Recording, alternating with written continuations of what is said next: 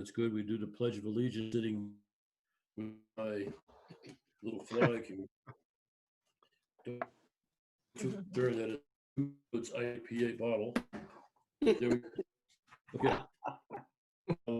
The Pledge of Allegiance. I pledge allegiance to the flag Flag Of the United States of America and to the to republic the republic for for which which it it stands, stands, one one nation, nation, God, under God, indivisible, indivisible, with with liberty liberty and justice. and justice for all. For all.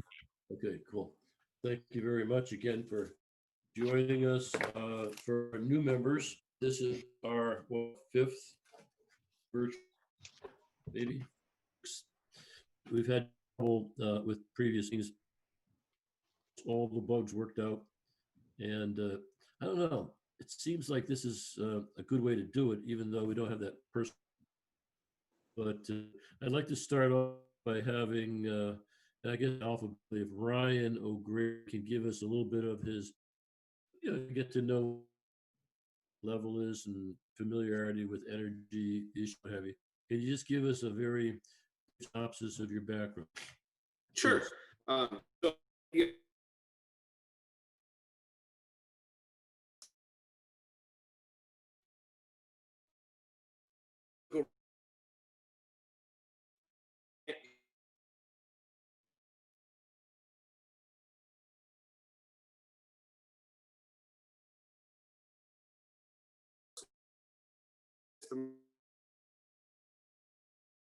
pretty well see how it's made. I'm very technologically adept. I have an immense amount of technology in my house. I'm really up on that stuff. So hopefully I can provide some good insight from both the corporate world and in some products that are available.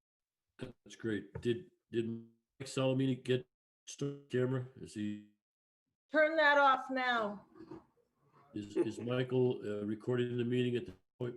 Michael Salamini's, he's fine. He's recording. I'm glad to hear that you have that extensive.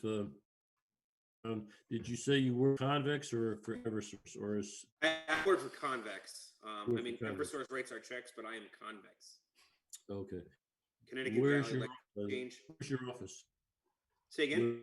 Where is your office? Convex office. Our main control center is in the Berlin campus at EverSource, and our Yeah. backup control center is in the Windsor campus. So we do day shifts currently are in Berlin, and night shifts are in Windsor. Used to be a facility in Southington. There is it still hard? I don't know if that's That facility still exists. The Convex stuff has been moved out of there. There still is that bomb shelter underground with the room. I've been there. I visited it, but it is no longer an in-use facility. Would you be 333 Berliner Pike? Is that your address? So they went from Southington to the 3333 building, Yeah. and then they moved over from there to the Berlin main campus, and they tore down the 3333 building. It's gone. The Berlin campus, Northeast Utilities before EverSource. So anyway, okay, and then Chris. What does Convex do? So I Convex remember. is the Connecticut Valley Electric Exchange, and we are operators that we operate the bulk electric system, the high voltage side. We do it for EverSource, we do it for UI, we do it for Wallingford, we do it for Holyoke Gas and Electric, Chicopee Gas and Electric, Groton Utilities. I'm sure I'm missing one or two here, but really, so we control all of that. But EverSource is the main parent company that pays our checks, but technically they're not supposed to get any special treatment from us, even though they basically make all of our rules. But we are responsible for the bulk electric grid, not for the customers. Like EverSource is responsible for the customers, and I'm responsible for bringing in generation from out of state and from generators, and it goes from there down to like distribution level. And from distribution level, the distribution level people take over, and then they go from there to customers. Okay. What's the connection between that and NEPOOL? I have no idea. Because NEPOOL is like your regional grid manager, right? We were under ISO New England. That's our reliability. Oh, I'm sorry. Well, yeah, okay. So you're under ISO New England. Yep. New England. Yep. And so are there other Convex type operations in New England, or are you the only one? Oh, yes. So ISO New England has 6 LCCs under them, and we're one of them. We're the largest one by far.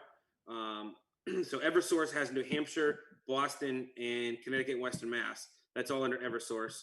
National Grid has Rhode Island and some other parts of Massachusetts.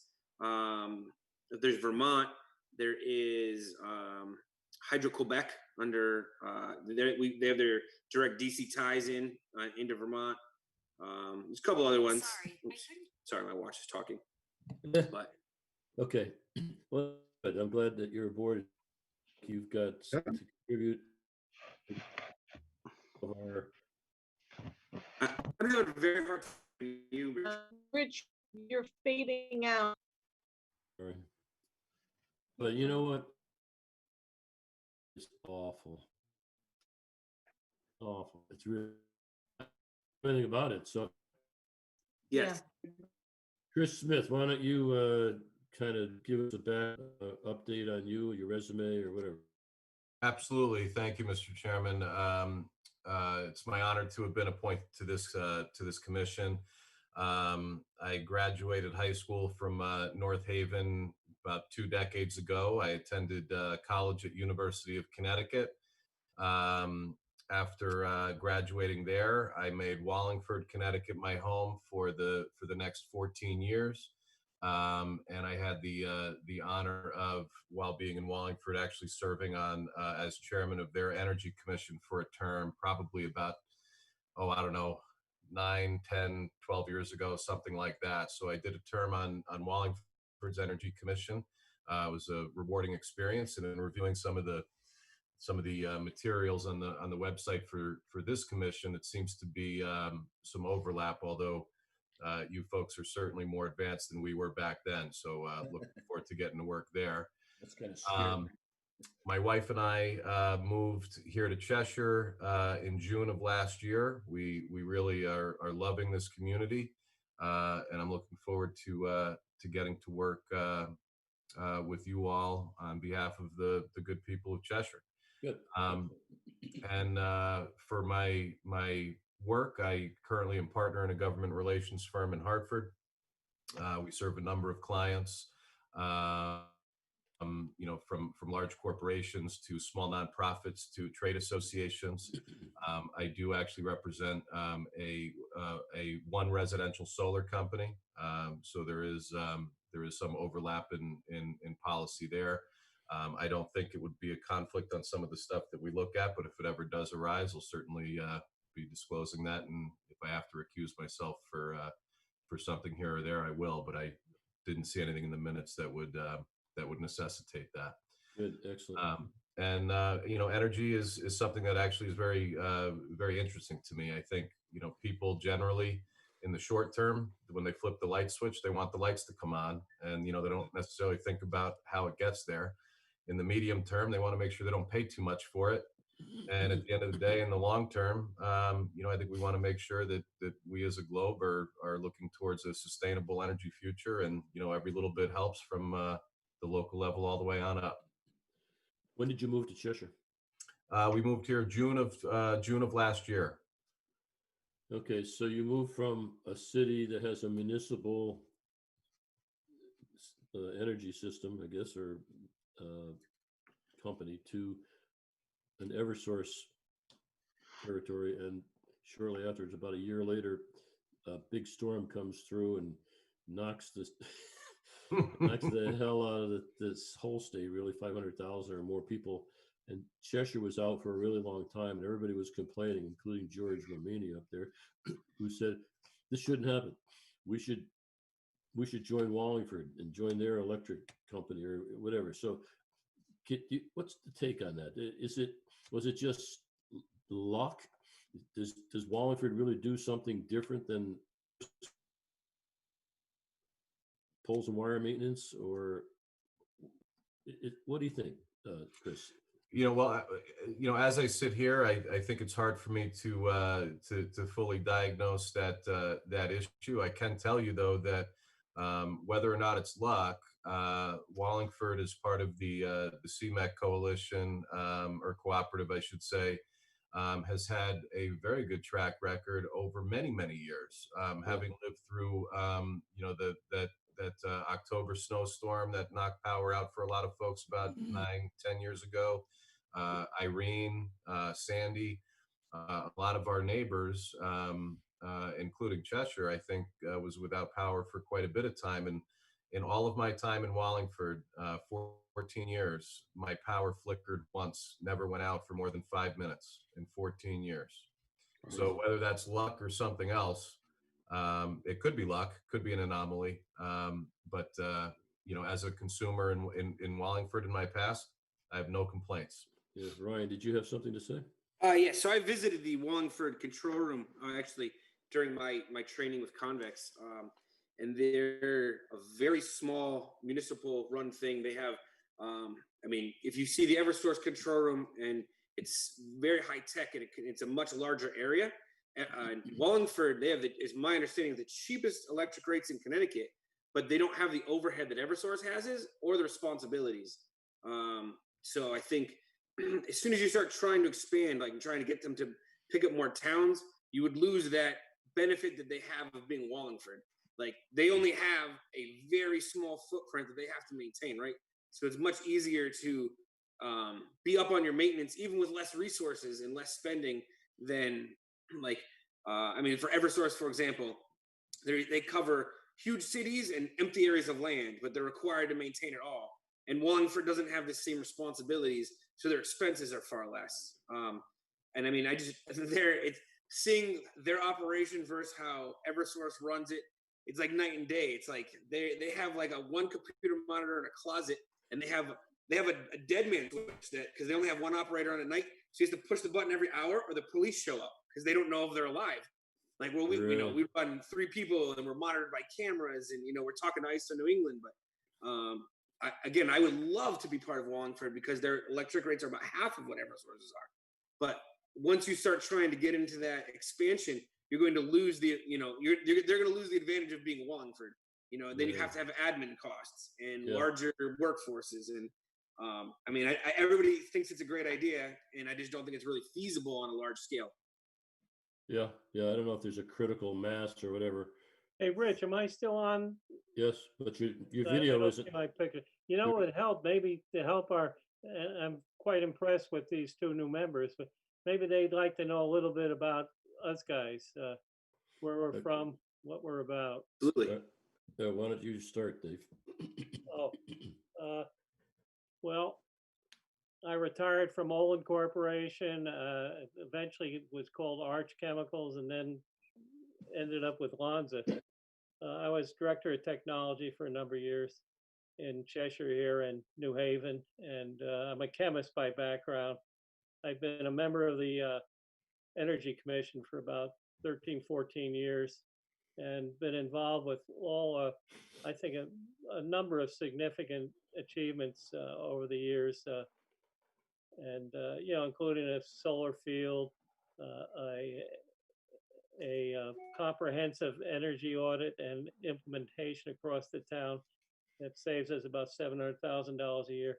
A number of other things. A lot of stuff to do with the Cheshire Pool, which is like a hot spot, but I think we finally got that under control, including we just incorporated a cogeneration plant there, which is helping a lot.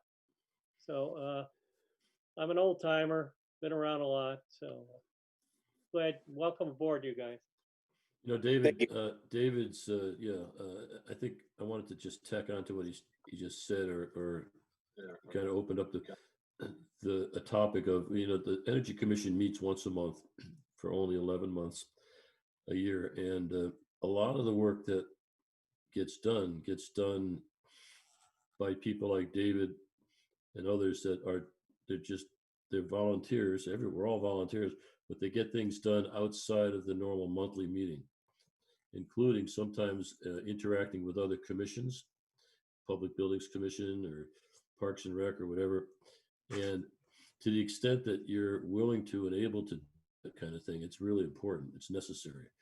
Because you really, in 1 hour or less once a month, it's just too much to do.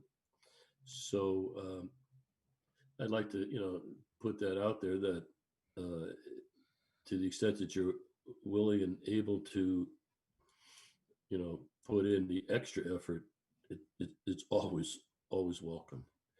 And so I'll leave that go with that. Now, Walt, for example, why don't you tell us a little bit about your background? Because Walt's one of the items on the agenda is a blower door test, which he's offered to do at the new trailer facility at the bus depot. But he would do that, off hours on his own, certainly outside of the realm of a monthly meeting. So Walter, why don't you take it from there? Yeah, I was installing solar panels when Jimmy Carter was president. Then I Wow. venture into corporate real estate and banking and stuff. But last 10 or 15 years, I've been doing residential energy improvements. And right now I'm a HERS rater. I go out and look at new construction, mostly multifamily, and try to get these guys to build them energy efficient. So it's good, but that's what I'm doing now. So I'm really focused on, I know residential energy, a lot of the commission's work is more institutional. So I'm learning more about that. George Romania is our newest member besides you two guys, just came on board, I don't know, a few months ago. Yep. He's Hey, a guys. strange guy because he's a legal and engineer. You take it. Yeah, so if you're wondering so I'm an attorney in Hamden. I do personal injury, workers' comp, and real estate. So if you ever get into an accident or need to buy a house, you just give me a call. Before that, I was a mechanical engineer for a while. But my experience with energy is pretty limited, but it just seemed like an interesting committee to join and be a part of. So here I am, really. I'm just Good. trying the best I can with the knowledge I have. That's all. And whoever doesn't recognize Dan Bombaro there at my lower left-hand corner, Dan is technically our liaison between the commission and the town management.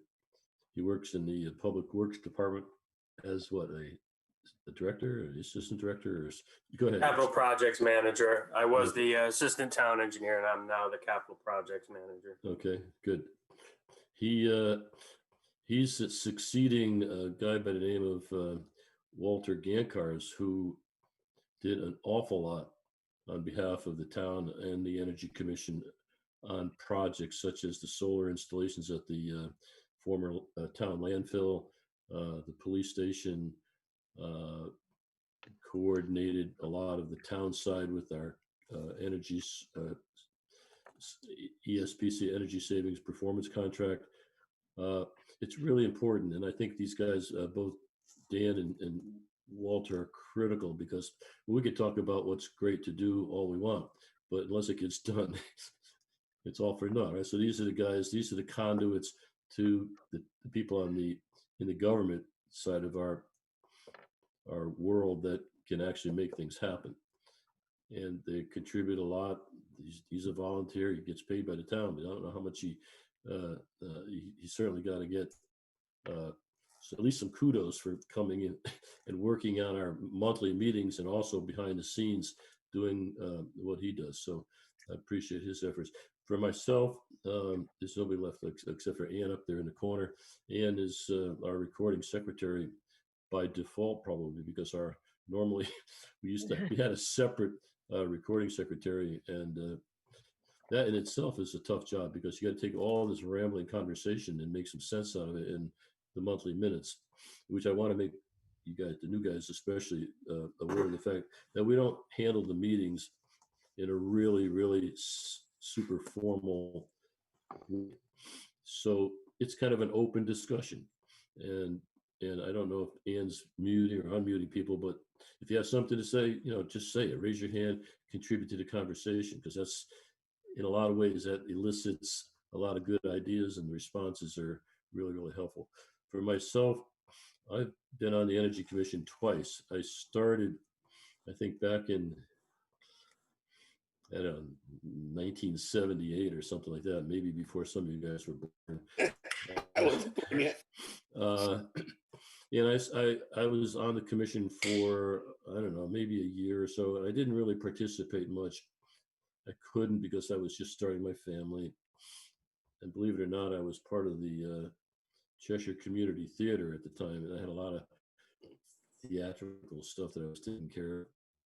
So I dropped off, and then I guess I was off for, I don't know, maybe, I don't know how long I've been back on, but maybe 15 years, 20 years, something like that. And I got re-involved after I joined Northeast Utilities, and I worked in their conservation and load management department, which is now probably called something else. It's obviously not Northeast Utilities, it's Eversource. But we did demand management, conservation and load management, and I was responsible for what at the time was known as the Energy Action Program, commercial and industrial, large commercial and industrial energy savings opportunities. So I did actual process audits in hundreds of large manufacturing companies, which was really cool because I could see anything from making Peter Paul almond joy bars to jet engine components, a wide range of different manufacturing processes. And I developed a process called PRIME, which you probably all have not heard of, but it stood for process reengineering for increased manufacturing efficiency. And it was an acronym that I came up with on a treadmill in Berlin at the headquarters there at where you probably are located now, you said, Ryan? Yes.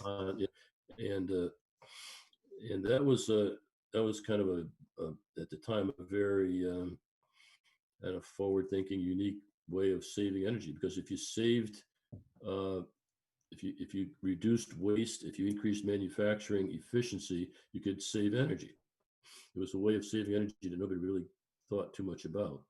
It wasn't changing light bulbs, motors, and putting on drives. It was complete re-engineering of the way you do things.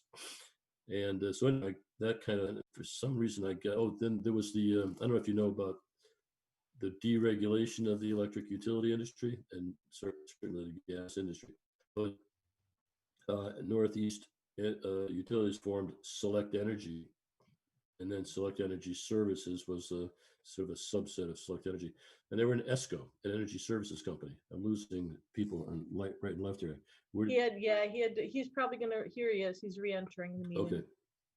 So, so one of the companies that Northeast Utilities purchased was HEC, Hospital Energy Efficiency Corporation.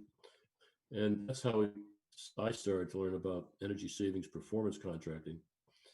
And that's what Dave referred to earlier as the town-wide energy project. It's a little over $10 million project that's supposed to save, quote, save 600,000 or 700,000 a year. Well, you don't have 600,000 or 700,000 a year to put in your pocket. It's not that kind of a savings. It gets reinvested into other infrastructure improvements that are needed, but don't necessarily have to be coming out of the capital budget. For example, lighting upgrades, HVAC upgrades, building envelope, insulation, window replacements, boilers and chillers and what have you. And these projects were implemented, I think we're in our 5th year now, or maybe we're going into our 6th year, Dan, something like that. And the contract is with Ameresco, which purchased the assets of Select Energy Services. And I work for Ameresco. So I'm always careful to make sure that people understand that I had really nothing to do with that project other than I know the people who are working on it. I've signed all the conflict of interest documents, whatever. But I can tell you that Ameresco is one of the leading energy services companies in the country, and we compete with Honeywell and Johnson Controls and all that. But the fact is that this $10 million project that they've done in Cheshire seems to have been working out pretty well. And Dan, you've got what they call the M&V reports, right? The measurement and verification. Yeah, I've just started getting those. Right, and the company Ameresco basically is guaranteeing the energy savings. So if they say you're going to, and they don't guarantee energy dollar savings, they guarantee energy BTU savings, or it's converted to BTUs, but it could be kilowatt hours of electricity. I assume you know what that is, Chris. Do you know what a kilowatt hour is? Ryan, you know what a kilowatt hour is, probably, right? A lot of people don't. Megawatt hours. You know, larger quantities, megawatt hours. So they measure the energy consumption at a baseline.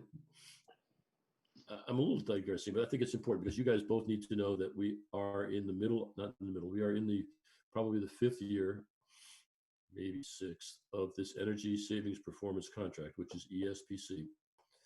And even though the guarantee is, we think of it in terms of dollar savings, 600,000 or 700,000, it's really energy units. So kilowatt hours of electricity, CCF of gas, gallons of water, whatever. And each year, the Ameresco produces an M&V report, measurement and verification report, that compares what they said was going to be saved with what was really saved. And if you fall short, they make you whole.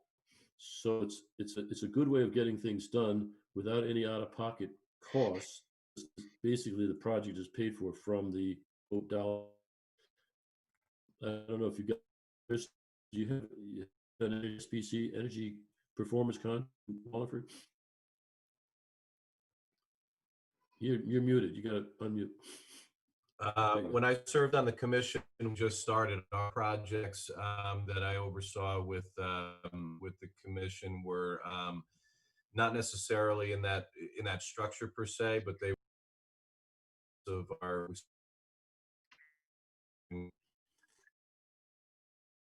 and then we all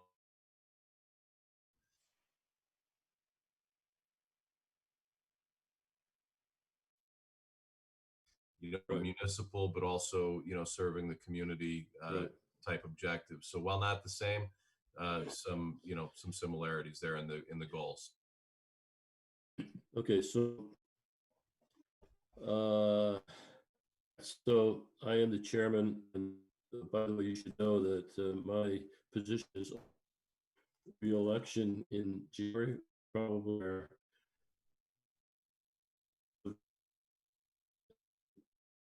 in December. And then at the end of January to be chairman. Raise your hand, and we'll see. Who became secretary? Because we had a secretary who passed away a couple months ago. Did George? Did you become secretary? No. I don't know if we even filled a sec. Okay. So anyway, we have technically our executive board, if you will, is chairman, and secretary. But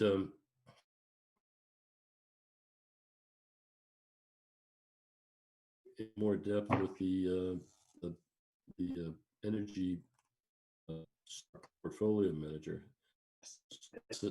That's a side George volunteered for last month. And so I'd like to jump into the minutes again and the agenda. And one of the next item is the approval of the minutes. And we really can't do much with Chris and Ryan.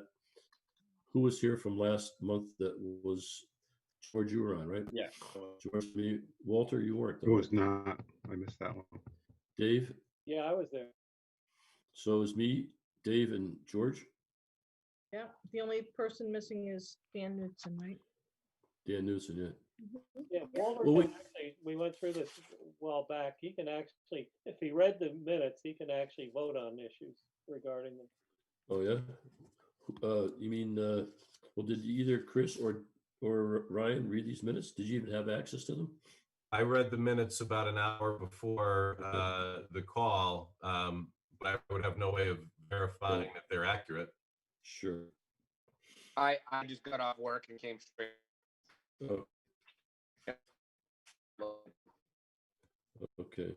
So Dave or Walt, do you have any comments? I read them, but don't recall any issues. I'm sure you have a couple there. Yeah, I knew you'd say.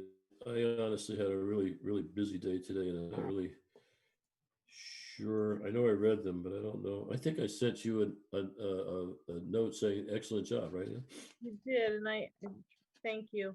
Yeah, I don't think there's anything of any real significance to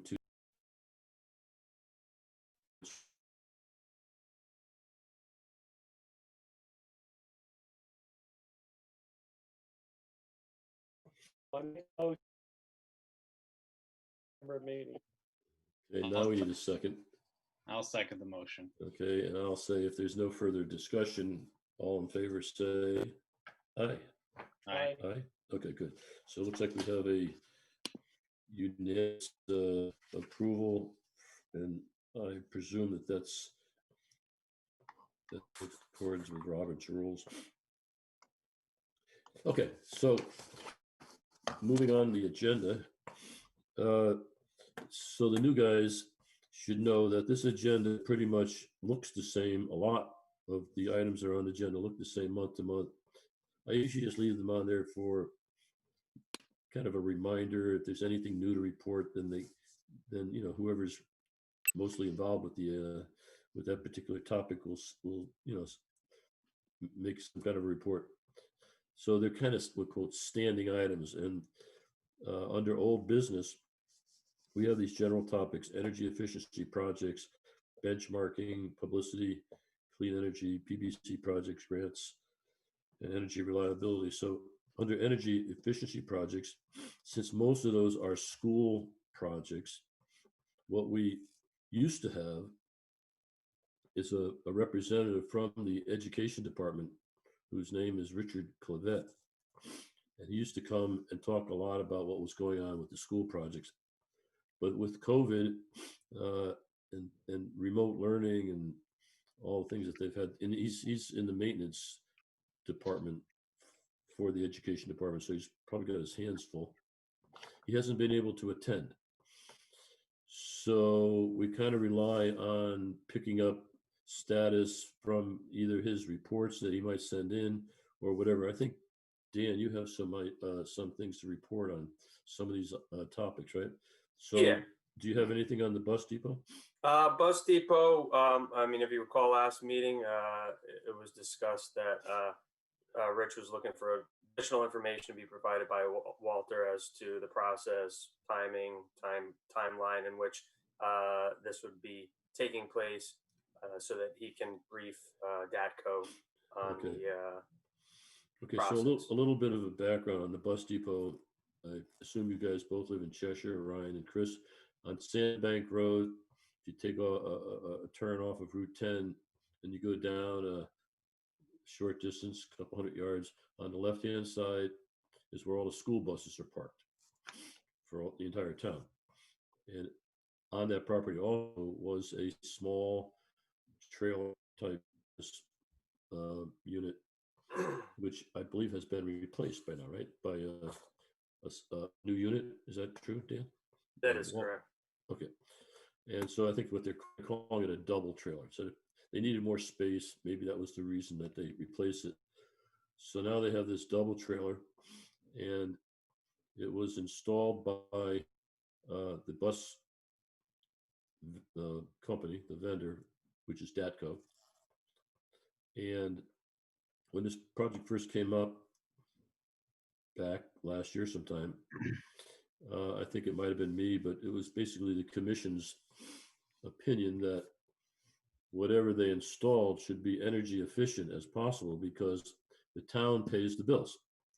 And we envisioned that DATCO might go out and buy the cheapest trailer they could find, stick it there, and it would be an energy hog, and the town would be the worst for that. So we asked to see the plans and specs for the new trailer. And we got them, and there were a lot of questions, many of which have been answered. And going back and forth over the last several months, we never really got what we were asking in terms of some of the measures that were proposed, like insulation in the floor, the HVAC system. We were thinking maybe heat pumps might be a good idea there. Air to air source heat pumps. Maybe they have an energy. No, it's an energy management system, but they have some kind of a way of controlling the heating and cooling. You know that the thing's only occupied during the day, so it seemed to make a lot of sense to turn the heat down in the evening or the cooling up in the evening and that sort of thing. And so we asked Richard Clevet from the school side to find out what were they planning to do. And it turns out that they weren't planning to do as much as we wanted them to do. The town was in the process of negotiating a new contract with DATCO, and they decided to kind of lay off, putting too much pressure on them to put in these so-called expensive upgrades, and that Richard Clevet thought it would be acceptable to just retrofit the trailer, in due time. Meanwhile, Walter Gajewski there suggested that maybe he could do a blower door test. Why don't you explain what a blower door test is for those who don't know what it is? Yeah, blower door test is how you test a building, residential, commercial, for air tightness, Down, to see if please. it's drafty and leaky.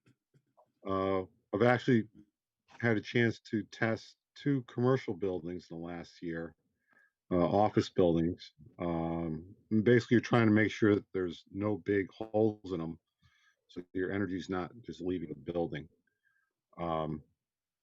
It's just a structure you set up in.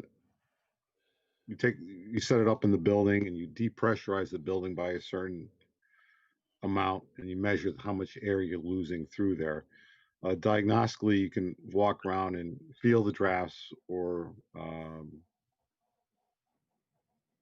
use a smoke pencil or other devices to find these drafts and fix them, so you can make the place more comfortable.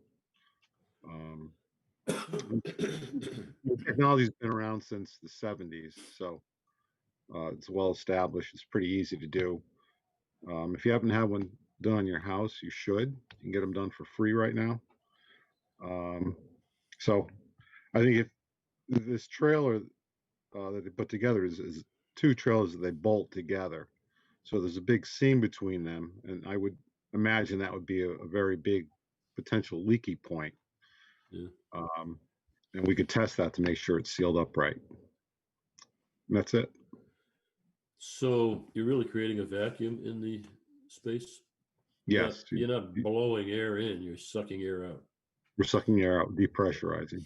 Yeah, so basically, I guess the terms would be except for the blower door, imagine that's not there. Ways to increase your energy consumption that you don't want to is infiltration. In the summer, you're having infiltration of warm, hot, humid air or whatever into the building, which you're trying to cool. It increases the cooling load. In the wintertime, you're heating your building or your room or your house or whatever, and it's not infiltration. I guess, I don't know if it's called exfiltration. You're losing warm air out of the building or the space, which you don't want.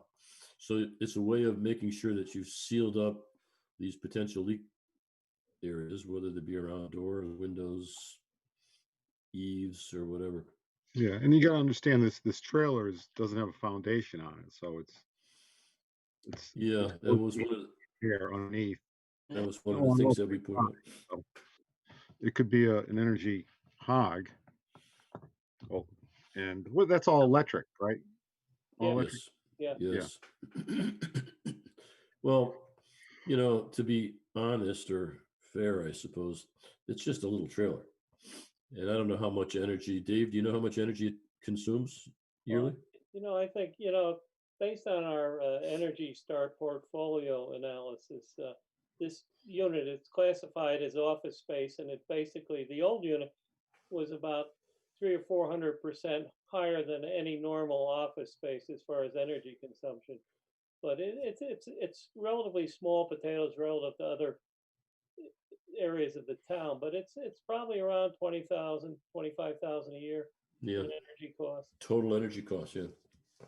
So it's an Okay. energy waster, at least the old one is. I think Yeah. there's a modest improvement, but instead of putting LEDs, they put in fluorescents, and instead of uh, uh,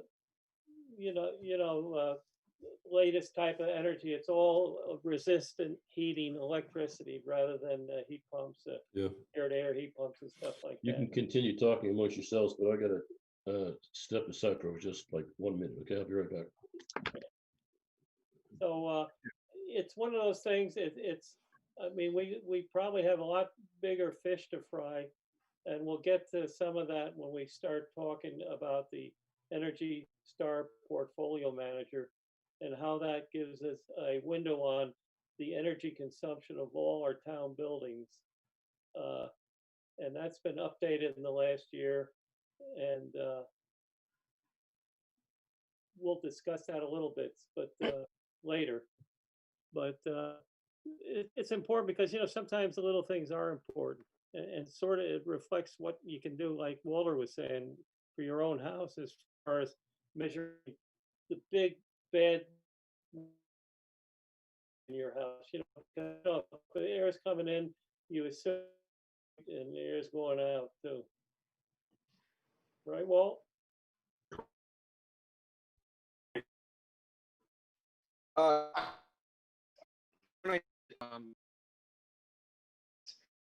That you can hook onto your electric meter.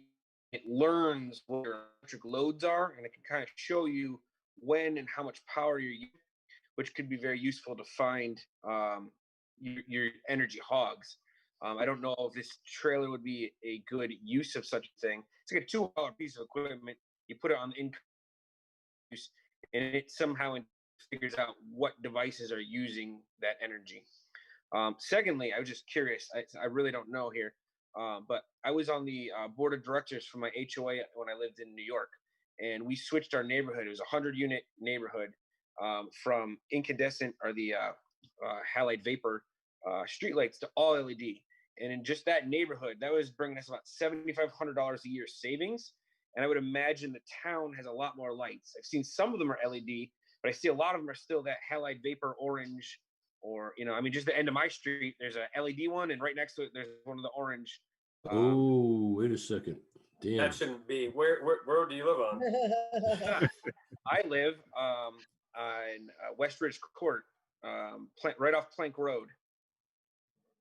Okay, so you're up right next to the Waterbury line. Yes. Yep. Yeah, very well. It Could be that. It could be that it might be Is it past Westridge towards Waterbury? No, it's the other way. Yeah, we'll have to look at that because is orange, and that bulb was out, and I had called the town. They came and replaced it with orange, which is surprising because the bulbs on either side are LED. So I was wondering why that one was orange. that should have been retrofit when we did the conversion. So that would be like the anomaly in town. Every last fixture. All right, I see it every day, and I'm like, man, there could be some savings there, but it looks like that. Yeah. Okay, that's a good. I'm glad you brought that up. You got the guy over to on the other side of the page there that can take care of it for you. So yeah, we'll get that swapped out. Westridge Court and Plank Road intersection. Yep, right you there. know exactly that's where it very is. important because 2 years ago, Walter Gankars from the town had a major program of converting the town to LEDs as far as all our street lights. And we're saving about $160,000 or so a year That's awesome. from that move. Yeah. So what that was is Including the that maintenance subdivision was just near completion, so it might have not been in our portfolio when the audit took place, and therefore when the conversion happened, it didn't get picked up. So that is an anomaly. I haven't found one of those in a while, and fortunately, we don't make it up that far. That's out of town too often. All right, well, I'll look out for them now. Now I know that. Good. It's on Plank Road across from Scott Road. That must have been the time that the conversion happened. And somebody 2 years later just called up to let us know that there used to be one there and there's not anymore. And, we're in the middle of getting that one actually installed. Actually, These things, RFP going on now to L. Yeah, and Dave, I don't know, did Dave give you any notes on that? Dan no. McClary? No. Okay, so I stepped away, but did you talk about the blower door test? Did you ever get to give the information to Datco, Walter?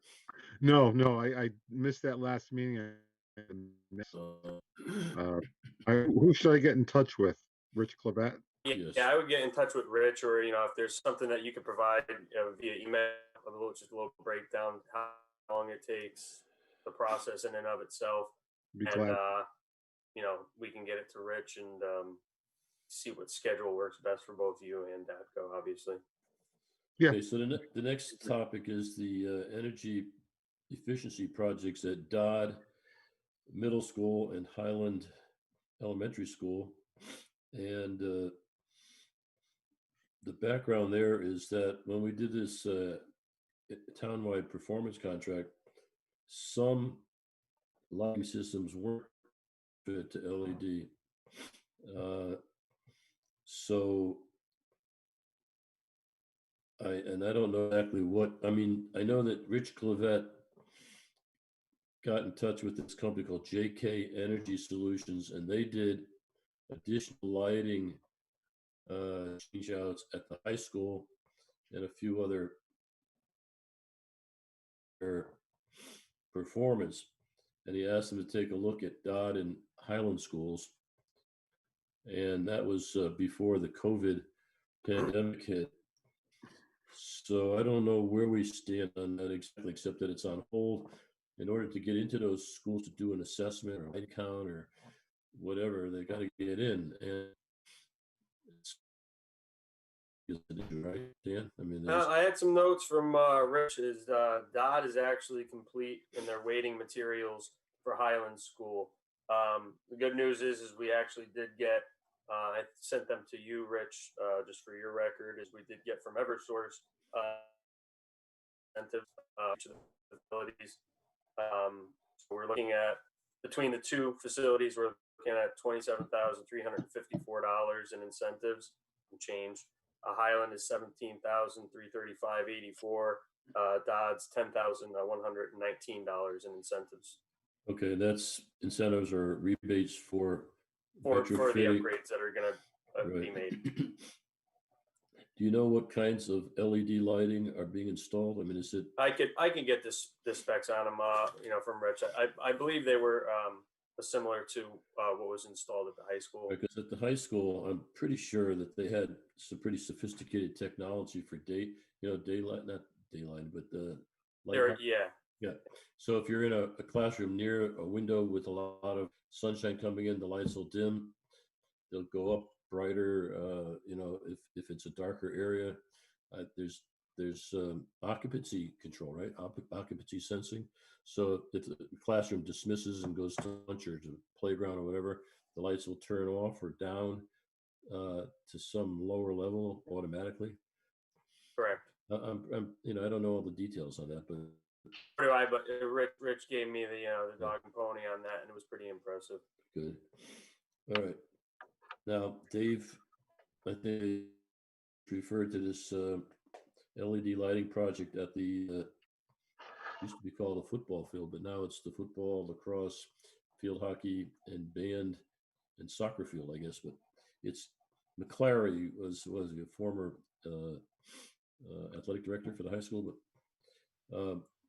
it's now, if you look at the scoreboard, it says McClary Athletic Complex across the top. So essentially, whoever doesn't know that, it's what used to be, it still is called the football field by a lot of people. And I'm a football official, and I told Richard Clavet a couple of years ago that I couldn't see during the game. It was so dark, I couldn't even see my watch. And not so much a convenience, but I felt it was a safety hazard You know, if people can't see each other as they're running around on a football field, it could create an unnecessary, collisions and injuries and whatever. So he went out. He said, "Yeah, those lights are they're less than half as bright as they ought to be, but the reason is that they were metal halide. They were white, but they're not a halogen. Halogen may not be the right word, but metal halide. It's a high intensity discharge, HID. Maybe Chris, you might probably be familiar with these terms. Sodium vapor. Sodium. Sodium is the yellow stuff, but these were, there's 4 stanchions, 4 light standards. Each one has, I think, 13 lamps on it. And when you put the light bulb in, you take it out of the package and you put it into the fixture and you turn it on, you get a nice bright white light. It's great. And then it's literally in a very short order, it goes from full output to half output. And the lights at the field a couple of years ago were down to like a quarter or a third or something. And in a matter of 2 years, they're basically, useless. I mean, I must have been there near the end of their expected life, right? I find out from Rich that they do replace them every couple of years. Now imagine if you've ever been at a football field or a stadium, you gotta get up way to the top of these tall light standards. They gotta be, 30 or 40 feet up high. And it takes, special lifts and special considerations for working at those heights. And if it's got to be every 2 years and you got to replace 50 some odd light bulbs, it's a lot of labor and a lot of maintenance costs. If you replace them with LED lamps, not years.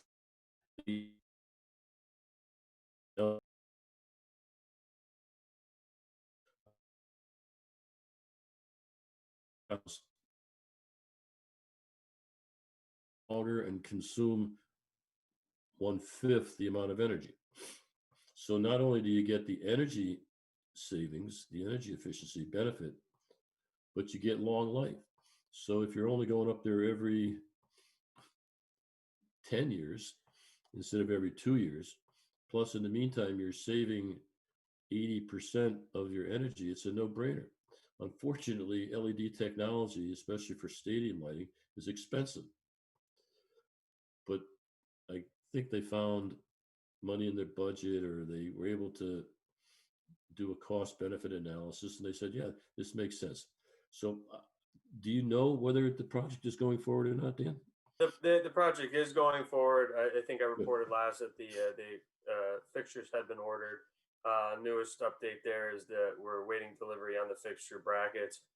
There is no ETA on that equipment at this point, so I can't give you any definite, but they're still shooting for before winter, obviously. There's also no football games going on. I guess there's field hockey in there. I don't know about soccer, but so the COVID pandemic has really shut down a lot of sports programs, including the need for the band. Is the band even doing it? I think the band is not really competing, are they?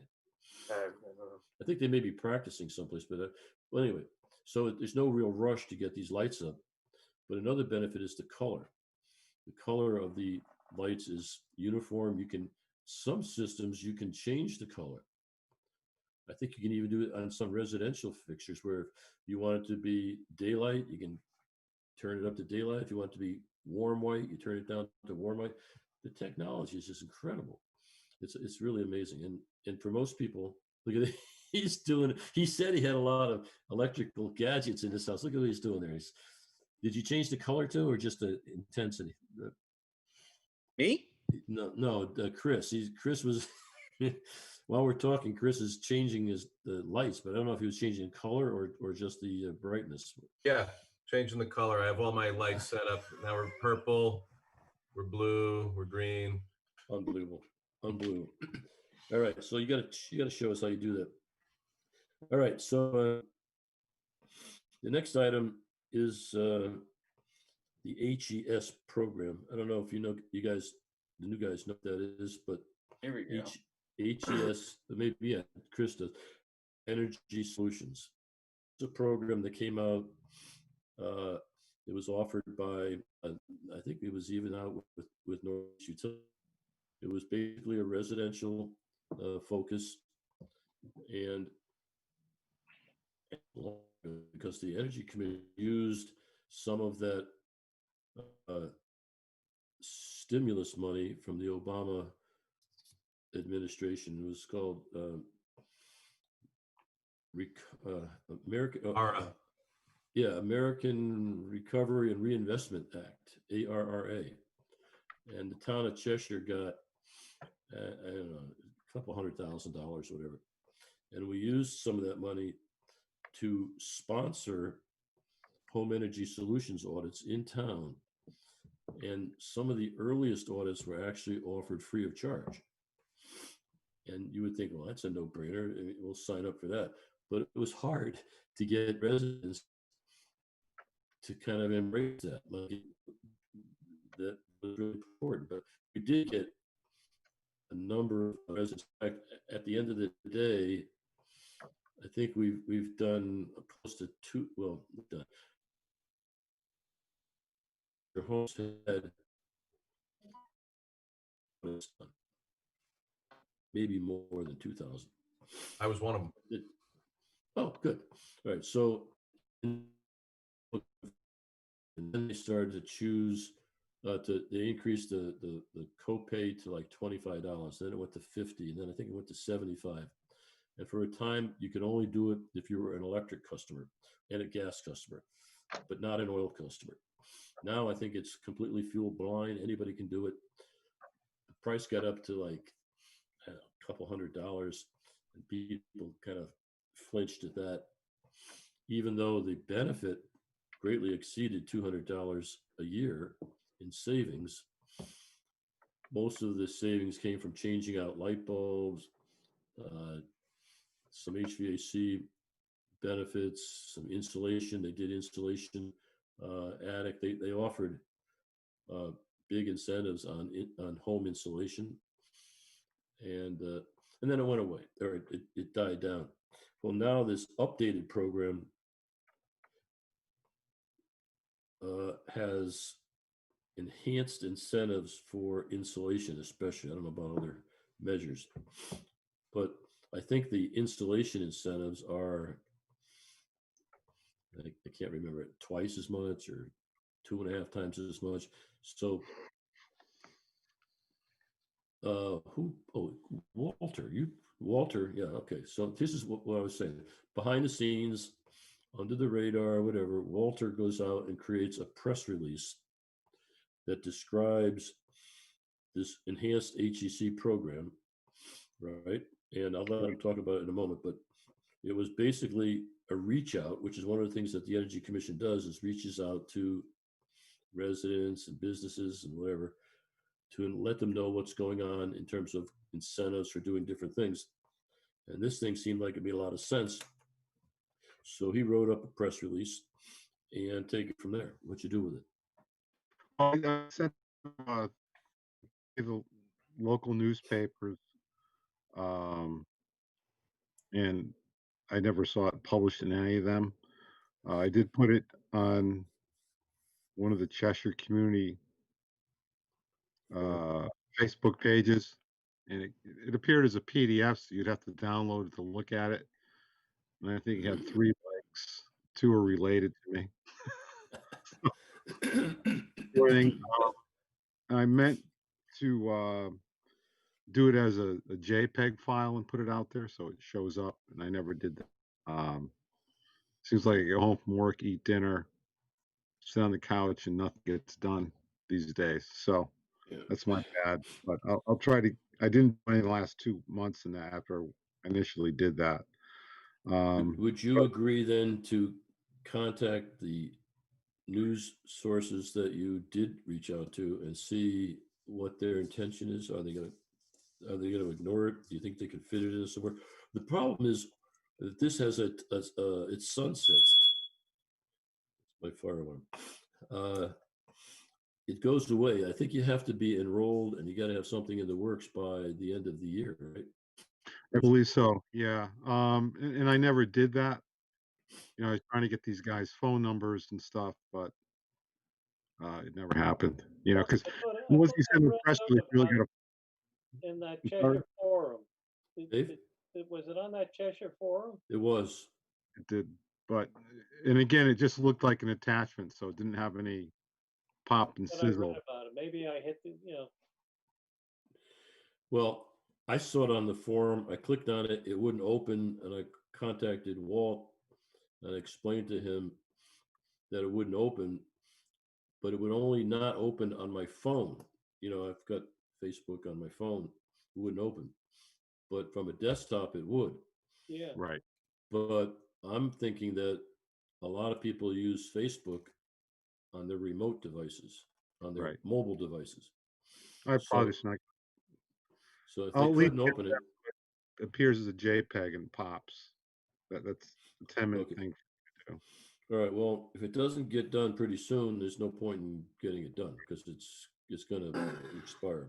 I mean, And I then, had friends interested in it, and basically they have such good rebates and installation; it's almost free. yep.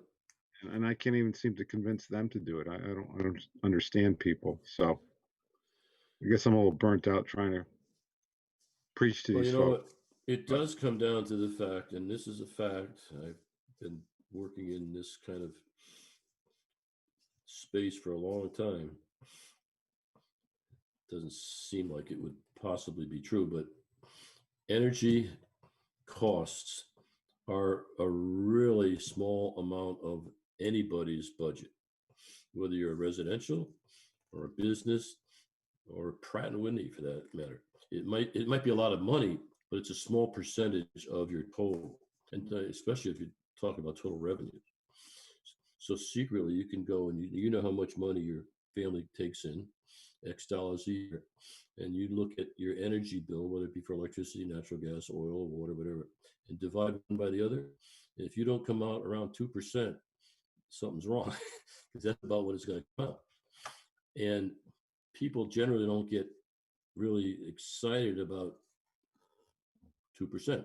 And how much of that 2% can you save? 20%. So what's 20% of 2%? Like 0.4%. I mean, it's true in business and it's true just about anywhere that energy costs, we always like to talk about them and complain about them and how much Eversource is charging for delivery. You know, compare, well, Wallingford Electric, for example, brags a lot about how cheap their electricity is, but how much cheaper is it than Eversource? Even if it's half, how much is that really? A normal person's energy bill might be anywhere from what to, mine was 200 last month on a budget plan. I don't know if it's a big increase when you move from Wallingford to Cheshire and your home energy bill. Well, I lived in about a 1,000 square foot apartment for 14 years, and then I moved to a 3,400 square foot Yeah, house. so it's hard to With tell. second family, but notwithstanding the apples to oranges, the sticker shock is still pretty large. I mean, I went from electric heat in Wallingford. Everything was run on electric. I had no other oil, gas, nothing. Average bill was probably about 110 bucks. I moved here and it was 670 my first month. Ooh, Or $670. or a place So that's I 3 times bigger. immediately we're 3 times bigger and about six times the bill. So I moved to solar, and I'm now paying about 20 bucks a month. Yeah, and who's paying for the solar? We bought the solar panels, and we are, through the net metering program, where whatever we generate in excess, we're pushing back out to the grid, Are and we you get net metered for that. are you including the ownership costs in that $20 Uh, a month? yeah, so through the federal and state tax credit, that covered about a third of the cost. We shouldered the 2/3 of the hardware and the installation. And then we refinanced our mortgage when interest rates dropped, and ultimately, we ended up saving as much on the interest. When we netted it all out, we're paying about the same on our mortgage, solar panels covered, and our electricity bill is a fraction of what it was. Yeah, and you know, there's a lot of interaction there between mortgage and Yeah, whatever, but I think if you just do a straight installation and compare your resultant energy bill plus the lease payments or the finance payments or the out of pocket, which I don't think a lot of people are doing, how close it is. Certainly it must save some money, right? Because, you know, and you got the net metering and all those credits. I'm not saying it's not, I'm not saying that it's not saving some money, but is it, why, if it's not, it's evidently not saving enough money to get a lot of people interested. I mean, not a lot, there are a lot of people. The town of Cheshire, he's got his hand up. The town of Cheshire has a fair number of residential solar installations. But we also have 30,000 people in our town, of which there, I don't know, there's 10,000 homes, and there aren't 10,000 solar installations. I don't know if there's, Dan, do you know how many? Are there 100? I could actually get a number from the building department. I could work with them and see. It has increased in frequency, and I will say that I would expect that if EverSource continues with the bumps back up to that high rate we all saw for a couple months, it becomes more and more tangible for a lot of people to start looking at something like that, and it becomes more of a cost savings, easier to handle. But I could look into that and kind of get a rough number at least on maybe how many installations that they've permits that they've seen over the last 2 Rich, years. One of the important things though you got to keep in mind is energy. Like I think it's about 3 or 4% of the town budget. We got $100 million budget. We probably spend about $3-4 million on energy related stuff, but it's one of the few controllable costs you have. And with the current climate of energy activity and politics involved, I mean, if you can save, I mean, you're not going to save on teachers' salaries. You're not going to save on building costs. You're not going to save on, you'll save on mortgage costs because of interest rates. But there's very few things in your life that you can have a positive impact on, and energy and the environment is one of them. There's no doubt that there's savings, and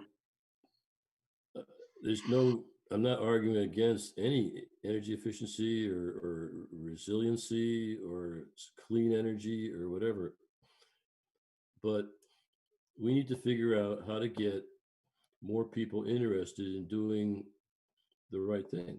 And as Walt said, he has a hard time getting people to embrace home energy solutions audits.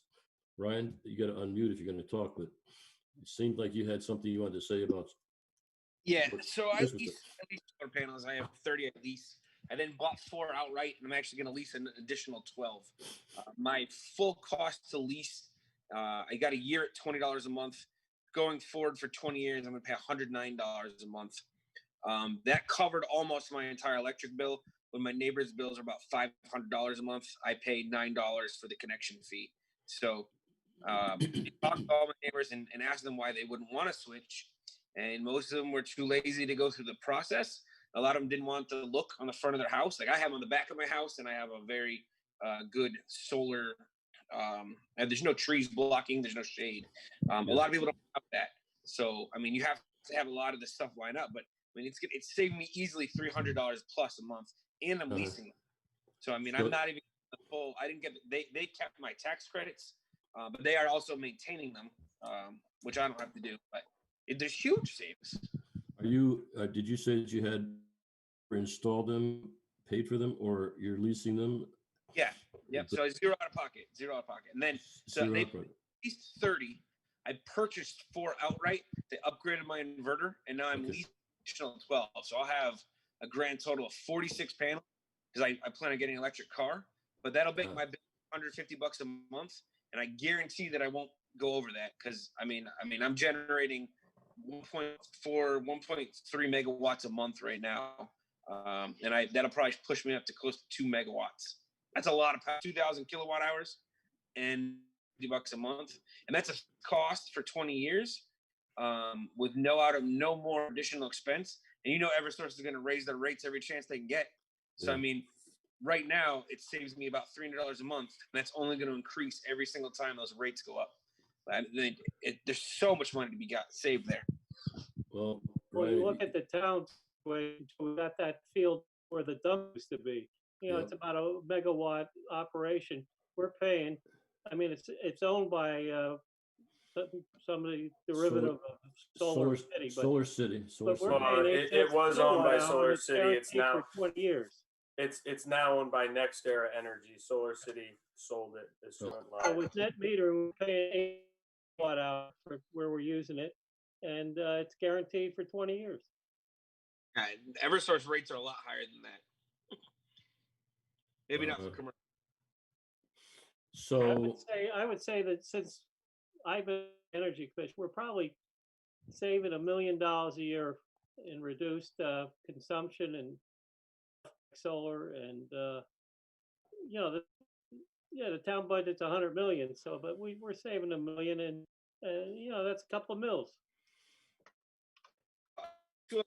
I wanted to make. I mean, you'd mentioned earlier the EverSource and the distribution versus the delivery charge. yeah, The generation cost that goes straight to ISO New England. Almost nobody understands that EverSource doesn't collect.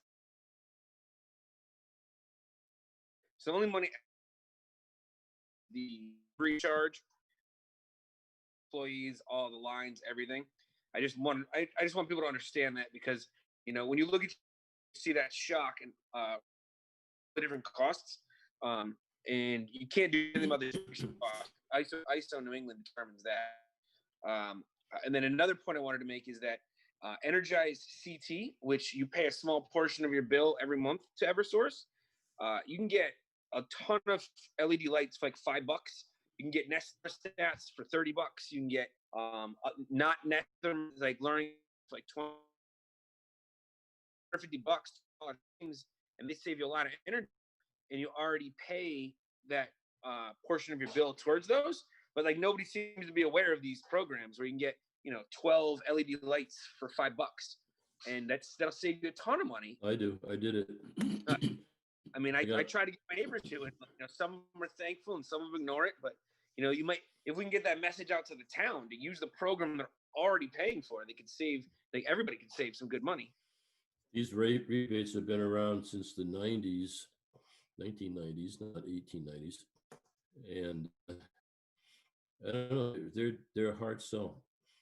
I can tell you that from experience. They're a hard sell. And I got guys like Chris and yourself that have taken advantage of it. But if you could help us figure out how to get more, what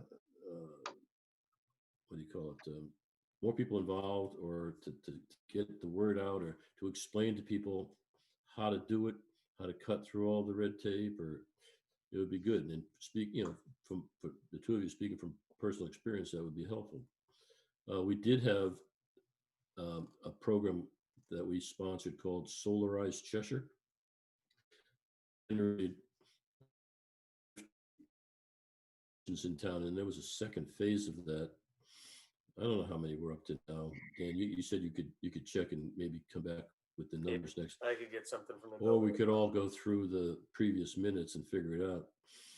But still, it's a relatively small number of the 10,000 homes that are in Cheshire. We And I got to don't- think one of those houses is going to be a good fit for solar. Either the roof design won't support the panels, or they'll have too much shade, or they don't have the southern exposure. You know what I mean? So 10,000 is the total number that's possible. Of that, maybe only 6,000 are actually viable, and then some of that are going to be on the front of their house, so they're just not going to do it on aesthetics alone. Yeah, I think that's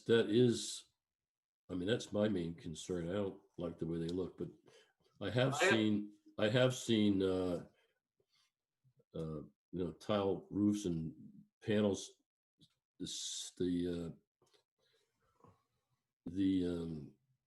system is actually built into the roofing material, so it's not like it's something that you stick on the roof. That's a substantial installation, though, and not many do that. You broke up. That's a substantially more expensive installation. Yeah, right. And very much more rare because there's that basically pay for the cost of the roof and the panels, and they sell it to you like this is what you'll save over the course, but that's a very large bill up front. Yeah. Plus, I'm if you have to replace your roof, if you have to replace I'm your, surprised realtor companies, when they're selling new homes, don't feature a solar option. You never see it. Right. yeah, I think some people resist because they're afraid of the resale value. I mean, some people think it's a benefit to have the solar because somebody's going to want it, but a lot of people would push back. They're not. Yeah, like a swimming pool. Yeah. Well, I think we're on we might be on the precipice of an opportunity in larger policy where I think there's some, especially with the frequency of the storms and power outages. I mean, since I moved there, I've been out 3 times. There's battery storage that's coming online in the near term. I think a lot of states are a little bit ahead of us on that.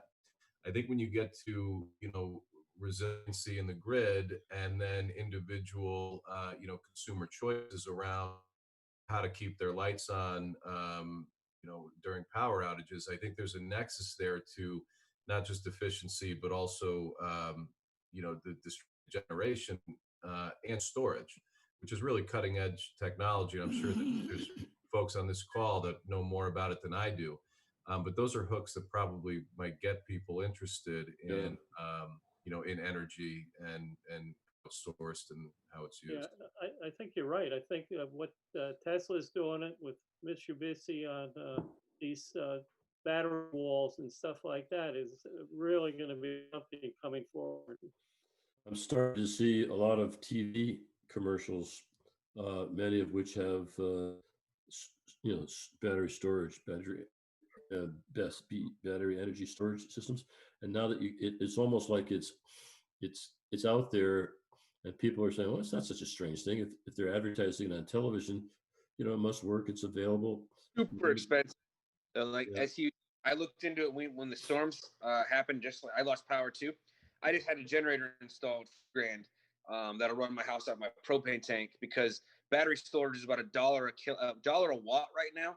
And it would have been about $30,000 to have multiple battery storage for my house, and that's with already having the solar panels. So there's another $35,000 of equipment plus the batteries, and that is just not feasible realistically. Really, when $2,000 I'll run it off propane. How long have you had your solar panels? A year last month. Okay. So if you compare the solar panels, which don't have any out of pocket, but somebody paid for them, they're a lot cheaper a year than they were 10 years ago. And I think what Chris is saying is that it's an emerging market, and the prices is undoubtedly going to come down, not just for the panels, but for or any controls or whatever. And it's like the supply and demand or whatever. The more they come down, the more the demand, the more they're going to. It's just a nice, not vicious circle, but it's a nice place to be. But I think long term, it could be very cost effective. It's got to be, because I don't really think. Well, I don't have solar. You guys, do you have it, Dan? Chris, solar? You do. All right. Yeah. I don't know how the viability is long term without storage, right? Because even you say you lost your power 3 times, you lost your power once, you couldn't run your house, right? Even though you had solar panels, which a lot of people are surprised to say, why can't I? Right. I've got these, I can generate all the power I need and then some, and I can export it, but I can't. Because of what? Because of interconnection restrictions? Solar panels don't really regulate their output. So they're using your connection to the grid as the battery itself. So when they make too much, they dump it to the grid. When they don't make enough, the grid brings the power in, and it keeps you equal to what you need. So when you lose that grid connection, the panels are not designed to be able to regulate to the usage of your house. Plus, every time you turn on a light or a TV, you change your usage, and the panels they don't have the technology built in to do that. You need the battery, and just that nobody has those because of the cost. Yeah. What about your car? You said you're in the market for an electric car. So there is some inverters that there's at least one brand that will allow you to use a Tesla car as a battery, but Tesla itself doesn't currently support that. I think that to add all these components, two of them, looking to put 30 kilowatts in. They have 200 watt garage. Yeah,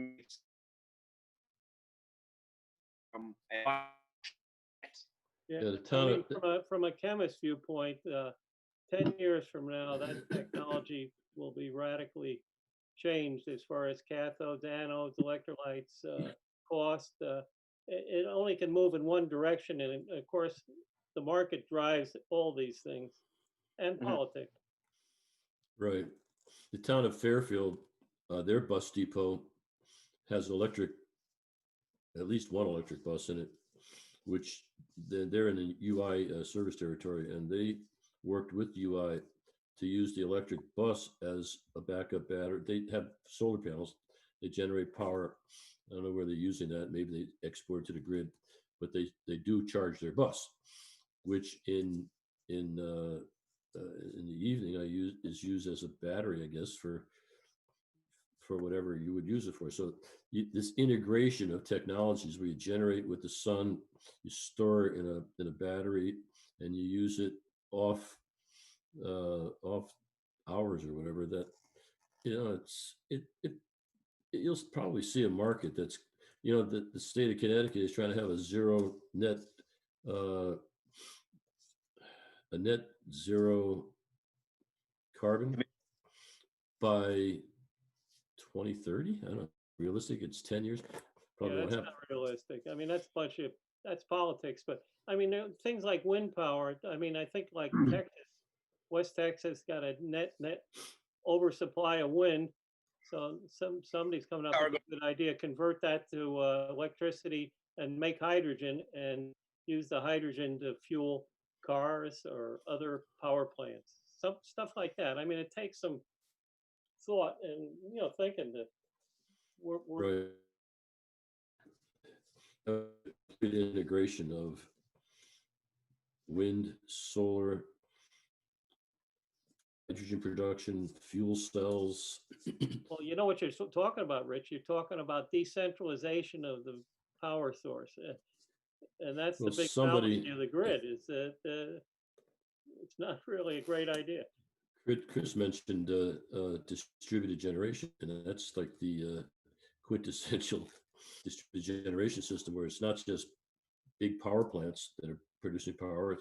It's solar on rooftops, solar farms, windmills. The funny thing is, I mean, the ultimate low emissions power source is nuclear. Of course, it's off the table. But I mean, every town There or it is. state can have. I mean, these things work in submarines for 40 years now. They're not politically popular, but I mean, especially- power plant power. yeah, I mean, sure. Millstone puts out 2,200 megawatts. I don't know what it uses, but it's not that much. Well, something like that, maybe 3 or 4. Yeah. Yeah, again, Dave, you mentioned politics. There's a lot of resistance to certain technologies, including nuclear, but it relies heavily on nuclear. It used to be 70% of our power supply, and now that it's only Millstone 3, right? That's 3 now. Yep. 2 and 3. Well, 2 and 3 are both okay. Yeah. 1 is shut down. Yeah, and Yankee went down many years ago. So anyway, let's move along to the next item, which is we got to get out of here in less than a half an hour. Anybody watching the World Series? No. The Yankees in it. No. Neither are the Red Sox. Okay, so I love my home. That's item number 5. Dan Knutson, who's not on the call tonight, brought that to our attention a few months ago. He's got something to do with the energy group in New Haven, and says that this "I love my heart, I heart my home," or "I love my home," is a way of getting people to feel comfortable with programs like HES. And he says that you should do an HES first, and then this group of consultants, I guess, I don't know if he might be one of them, interacts with the homeowner and helps them through the process of deciding what to do, what vendors to use, what kinds of rebates are available, whatever. So it's kind of a hand-holding, one-on-one coaching process. That's all I can say about it now. If you guys are interested in learning more about it, you can read previous minutes, and there's pretty good description of what's going on. Next item under old business is benchmarking. It's really old business because we've been talking about the Energy Star portfolio manager for over 10 years. But it's evolved, and the evolution has been really beneficial to people who are using this Energy Star portfolio manager. Basically, it's a database into which you put the demographics, specifics of the buildings that make sense. I think most of our town buildings are in the database at this point. You put things in like the square footage, the occupancy, the types of fuel that are used with electricity, natural gas, oil, propane, water. And once you've got everything in there, you load in your actual energy bills, the bills that you get from Eversource, or it used to be Yankee Gas, Eversource Gas, Eversource Electricity. A lot of our facilities have third-party suppliers, energy suppliers. So, the town has how many? Where do we buy our electricity from, Dan? Is it TransCanada or something? It's eluding me right now. Okay, well, wherever. I think one of the things that Chris and Ryan need to be aware of is that there's a line between town government, which Dan works for principally, and the schools. You got the education department over here. You got I don't know what it's like in Wallingford, but you've got these two silos, let's say. They're not really impervious to each other, but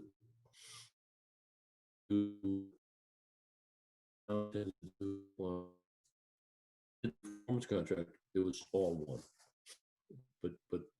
But George Nowotny and Walter Gankars, and probably to some extent Dan, they took care of the town side, meaning the town hall, the police station, the library, and whatever.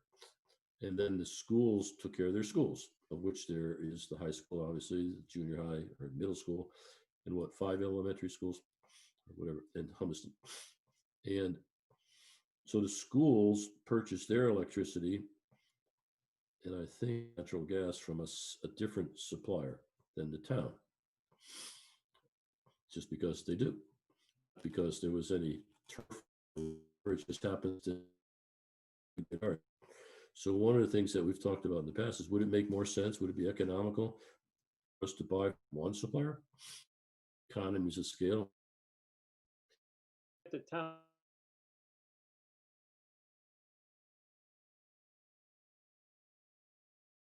Maybe is there an opportunity that if we bought everybody same supplier, would it? I think they're regional. There's a consortium of schools in whatever district Cheshire happens to be, and it might include maybe, I don't know who includes it. Could, let's just say, for example,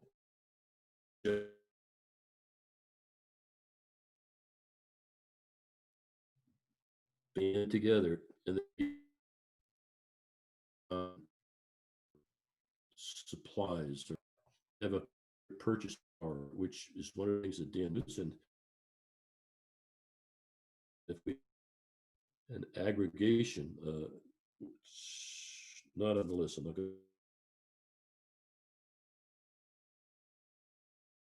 Efforts, purchasing efforts with other communities or whatever. And so the portfolio manager actually, it's actually being managed by the town and the school side, right? Doesn't, is it Greg Gibbons that's working or providing the inputs on the school side? And it used to be Walt, and now Dan, and maybe now George. Who's doing this? The No, town. I think Eversource is supplying most of the information. Right. Dan Most knows of more it, about most of it is automated.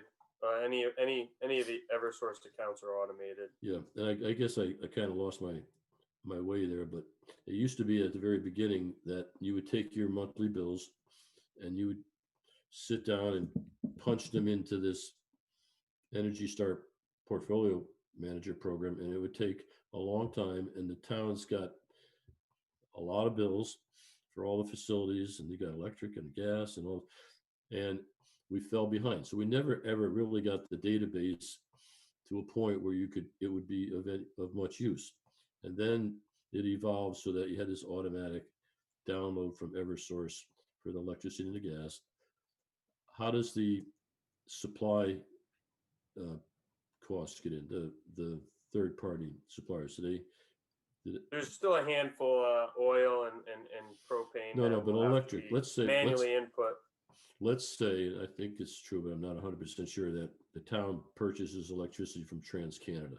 Not, I mean, it's delivered by. It's actually, I do recall, it's Constellation, and Constellation is still built through Eversource. So Okay. that automatically ends up in there Okay. appropriately. And then for natural gas, Natural gas, there's a handful of facilities that we're purchasing third-party gas from. The majority of the townside facilities are still purchased through Eversource.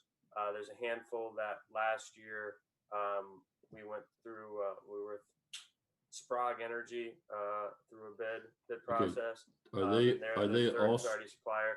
And again, the consumption is still invoiced through Eversource, Okay. but the cost is billed through Sprague. So Okay. that will be one that we'll have to, Okay. if we want to evaluate the costs savings, the consumption will show up through Eversource.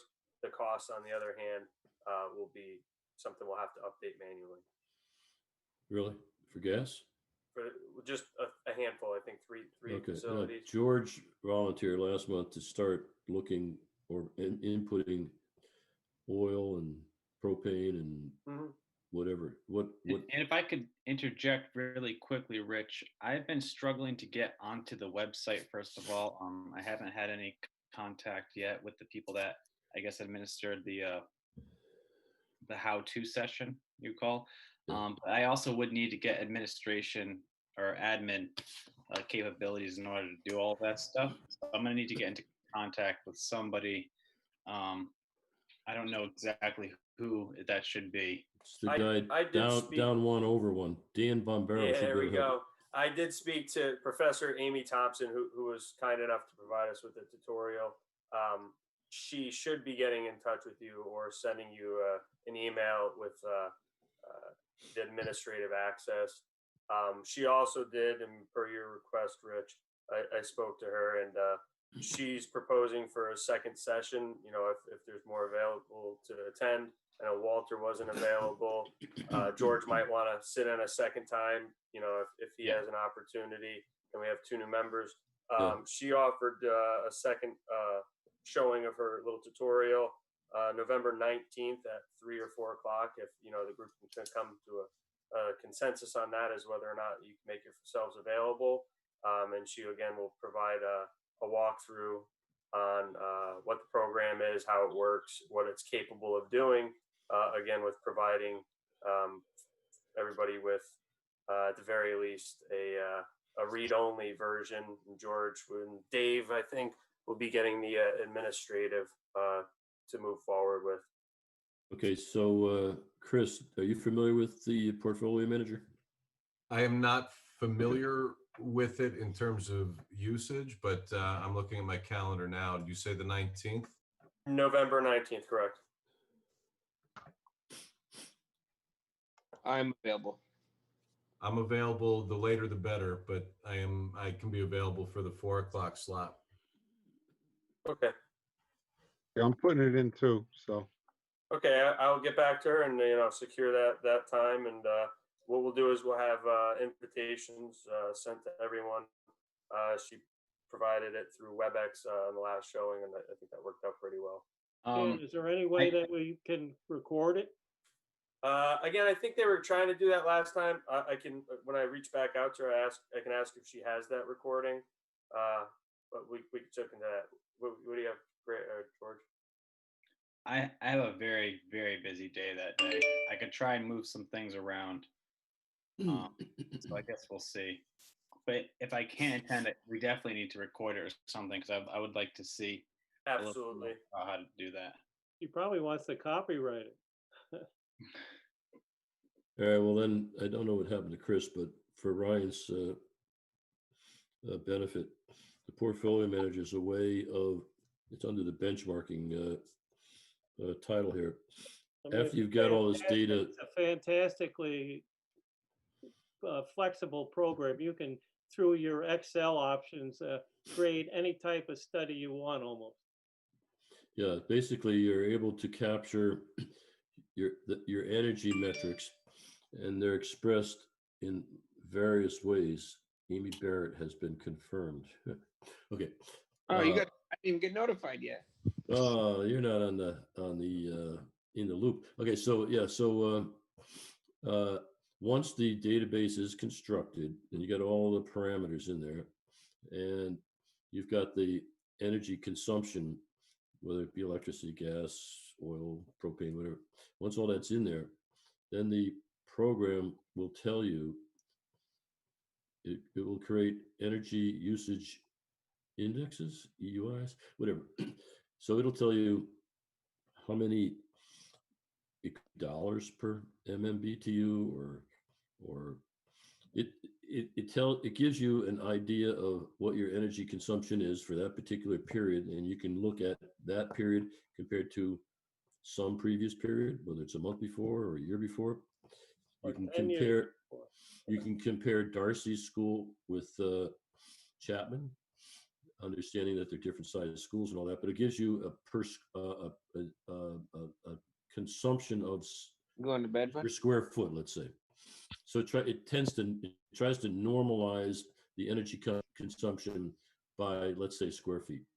Yeah, it gives you data in kilo BTUs per square foot, and it also compares it to other facilities in the United States and Canada of similar square foot and usage. Hey, how you doing? So yeah, so the advantage is there's multiple advantages. One, you can look at what school do you have kids, right? You got a kid. Does he go to school? He goes to Doolittle. His older sister goes to Dodd, and his younger sister goes to the YMCA. Okay, so you go into the portfolio manager and you look up Doolittle School, which you'll be able to do once you get access. You can see what the energy consumption was per square foot this month. You can look at it last month or last year or whatever the base case might be 5 years ago. It'll give you some idea of whether your energy consumption is getting larger or smaller or whatever. That's one thing you can do. You can then compare Doolittle School to Norton School and see how Doolittle's doing compared to Norton. Doolittle better? Is it using more energy or less? And if it's more, why? Or if it's less, how come Norton's not doing as well as, and then, as Dave just said, you can compare Doolittle and Norton to some school in Texas or Colorado.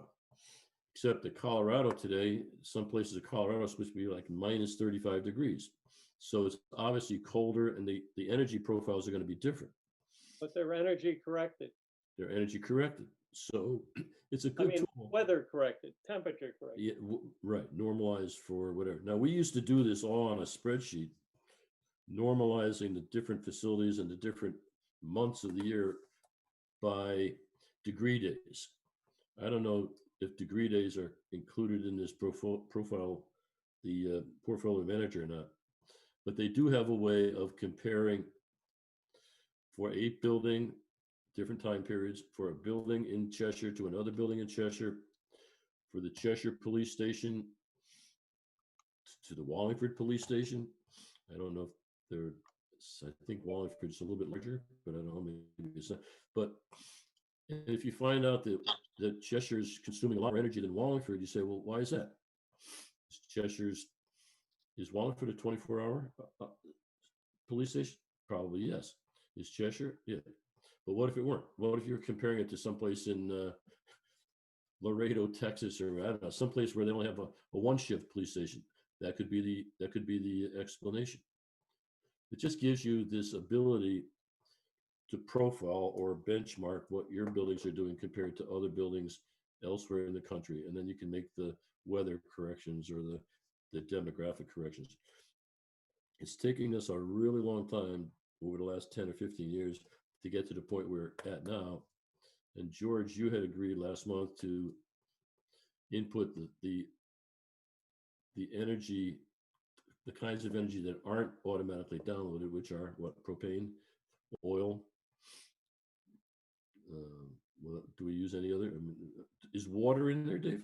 No, water is not in this system. Okay. No, I don't think regional water partakes in that. Okay. But once you've got caught up on that, and once anybody who's on the call who has an interest in delving into this program has done that, then we can start using this as a tool monthly to look at what's going on. Are we getting better? Are we getting worse? Even if we're staying the same, where should we be focusing our attention in terms of energy projects? Right? I mean, it's a guideline to it kind of guides you into where you want to put your efforts.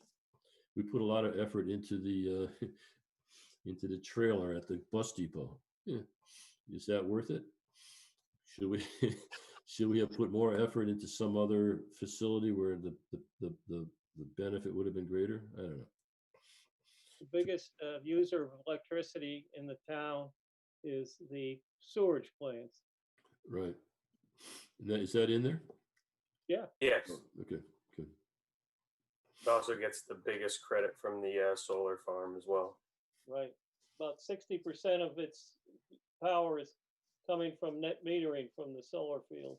Is net metering a term that you guys are familiar with, Ryan and Chris? Okay, so that's that was the underlying advantage to even doing this project was the benefit of net metering. There were 5 accounts. I don't remember all what they are, but Dave, do you? There was the police station, town hall, whatever the 5 accounts were. You get credits on the bills because you're generating green, sustainable energy from the former landfill. Is this this is all the beneficiaries of the state's virtual net metering program? Is that right? It's the virtual net metering credits received from the solar array at the old landfill in town. But it is 1 megawatt facility. it is the virtual net metering that we're talking about. We just dropped the virtual part, but net metering is, and I don't know that it's still available. It may not be. I think there's a backlog right now at the state for new projects that are coming in, and that's a hot topic of debate up in Hartford over that pool being expanded. So I think we'll see what happens after election. It's very important. Actually, it's probably what makes these things go, both the large wrecks and the small wrecks. The next item under benchmarking is something I picked up in a email Google group or whatever. Eversource, somebody was complaining or asking other people if they were having issues, if they had PV systems and time of day metering. Apparently, we don't do time of day. Yeah, TOD is time of day. If you have a PV, photovoltaic and time of day, I just broke my pen. That they're not downloading it into the portfolio manager. they're not downloading the usage data or the whatever I don't believe EverSource in this area does time of day usage. We don't have a demand constraint like say California. We're not limited in any way by well, they any. do have, yeah, they do have time of day, even though it's not really time of day. Like rate 58, it's technically, it's under time of day. It says time of day, but the costs for the peak and the off peak are the same. At least they are right now. But I have seen times when they weren't. So, you know, time of day technically, like it maybe EverSource, I mean, the UI has, don't they have three? They've got peak, off peak, and mid. They have three, don't they have three? You know, well, EverSource, I don't know, is that Are the you same talking thing? commercial or residential as well? Not or- residential for sure they don't, but Right. Okay. commercial and industrial, I don't know if time of day, what they were talking about referred to peak versus off peak. That might be what they were talking about. I don't know. I'd have to go back. I sent out an email. I think I copied everybody on it. I'll have to go back and reread that. But evidently, some communities are having a problem if they have a solar system and a time of day, whatever that means, rate structure, that they're not getting the data downloaded by EverSource into Portfolio Manager. George, I don't know if you know anything about that. Do you? No, not aware.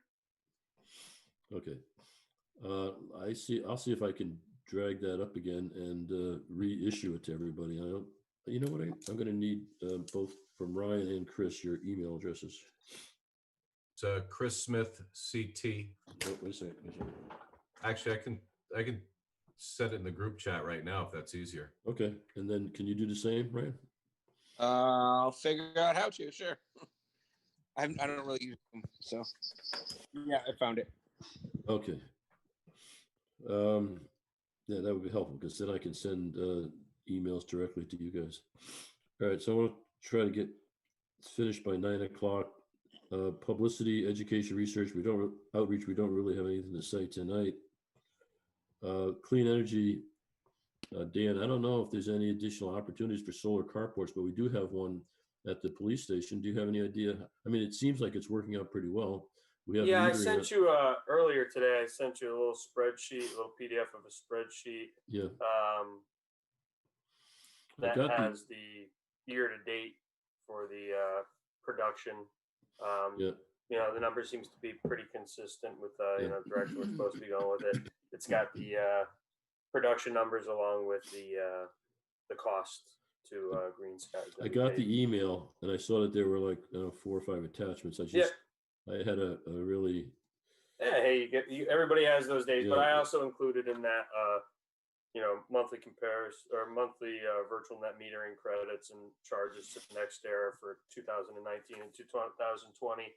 Just okay. get an idea of costs that we were paid to NextEra along with the virtual net metering credits received and the production on each given year. What would it take to get additional solar carports installed in town? I mean, we did the last solar carport. You know, it was similar to Ryan. It was a no-cost project to the town through. That was a small ZREC. That's a power purchase agreement. We don't own that or At the operate it. police We're just station. purchasing electricity. So I'm assuming a similar fashion. We would really have to look for these small ZRECs to come back about. Right now, I don't believe there's anything available. So we just got to keep, What you know, is be this, vigilant.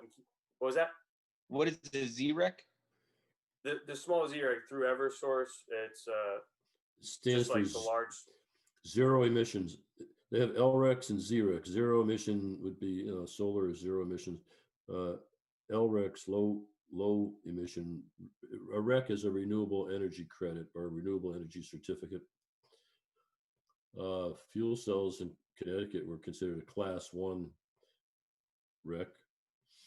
That would have been an LREC. And then, you know, I have a project that we sell the production from a fuel cell in Middletown at $40 a megawatt hour. So for every hour that it's running, if at full load, you're getting $40. Well, it's not 40 because it's only a 400 kilowatt unit, but it generates a lot of, it's free money, but solar systems that are installed in a lot of communities are or were eligible for ZEREC, zero emission credits. But it's a bidding process, right? So if a developer wants to install a solar array, a solar carport, let's say in Cheshire, another one, let's say we install one at the high school. A developer is going to want to take advantage of some kind of incentive program offered by Eversource. And Eversource is only going to select a certain number of projects depending on a bidding process. Wallingford doesn't participate in this, do they? I don't believe so, no.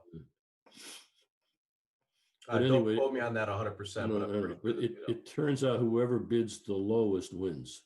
It's not like a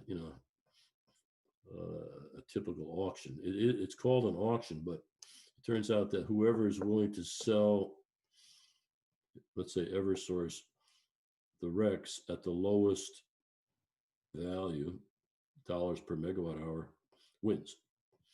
So, but if the program goes away, nobody really wants to participate. I think that's where we are now. And it's a very competitive process as well. State program. Yeah, it's a Eversource or I don't know if it's administered by Eversource. I don't know about UI. It must be available in UI as well because I think Fairfield is a UI. But it's community. mandated by the state. You don't know? Well, there's a state mandate that Eversource has to procure clean energy. A certain amount of it's called Renewable Portfolio Standard, RPS, and they have to acquire a certain amount of renewable energy or green energy or clean energy. And so they often go out and they're doing it right now, actually. I saw something I didn't pass it along because I didn't know if it was appropriate, but there's a new auction coming up. Maybe I'll send it to you. Do you get it, Dan? Are you on a distribution? I didn't see anything of that nature, no. I'll send you something. Sure. I'll send you the latest information on an auction. I don't know if the date has passed, but I just saw it last week. So it's probably got another week or so. But it wouldn't be us anyway. And last month we had an item on our agenda, make versus or buy versus lease. Ryan, you leased your panels, you said?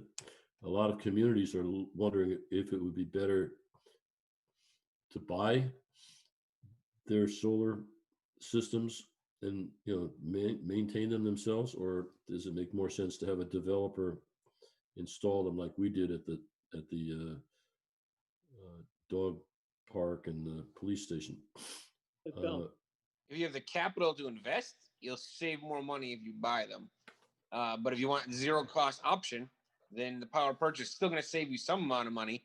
And you typically, when you lease, defer all maintenance and repair costs to the provider. Like so my inverter is going to have to be replaced. I don't have to do that. It's covered in that price they're taking, but I don't get the credits. They're keeping them. That's their profit. Right. So the trade-off. Provided that there are credits, and I don't. Yeah. So. No, a municipality, I don't think gets any tax credit, right? Because we don't pay taxes. So that's another. I think that if the developer buys the system, the hardware and all, they could take a tax credit, right? Renewable tax investment credit, or what the hell is it called? Whatever. But right. That's one way of getting it done is the developer buys it, owns it, and whatever, and gets the tax credit, whereas the town wouldn't be eligible for that. Anyway, quickly moving along. Dan, do you have anything on the locker rooms and the HVAC system at the police department?